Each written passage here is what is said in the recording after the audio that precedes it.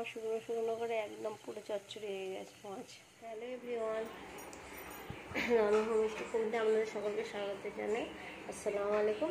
দেখুন আমাদের এখানে জোয়ারে মাছ এসেছিলো। জোয়ারের মাছে এই পুঁটি মাছ, খরচুলা মাছ এসব মাছ ধরেছে। এই মাছ আমি বাছতে বসেছি। এখন সন্ধ্যার সময় আমি মাছ বাছতে বসেছি। এই মাছের ঝাল হবে, শুধু পেঁয়াজ দিয়ে কোনো মাছ চচ্চড়ি ঝাল হবে। দেখুন মাছ ধোয়া হয়ে গেছে, নুন দিয়ে ভালো করে দিয়ে নিচ্ছি। আমি একটু লেবু রস দিয়ে দিচ্ছি এর মধ্যে। পেঁয়াজ আমি ডাইরেক্ট এরকম চাপাবো। এর মধ্যে পেঁয়াজ দিয়ে দিলাম, কাঁচা লঙ্কা দিয়ে দেবো, ধনে পাতা মশলা সব আমি একসাথে দিয়ে দিলাম।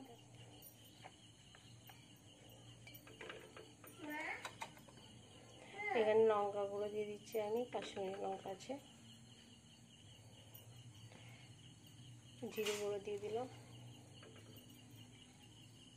ধনে গুঁড়ো দিয়ে দিলাম। এখানে নুন দিয়ে দিচ্ছি, আপনাদের স্বাদ অনুযায়ী পরিমাণ মতো নুন দিয়ে দেবেন। এখানে আমি তেল দিয়ে দিলাম। দেখুন এখানে আমি মেরে দিচ্ছি। আমি এখন চুলোর ফ্লেম অন করিনি, করবো আমি একবারে একটু জল দিয়ে হালকা একটু আদা পেস্ট দেবো আমি।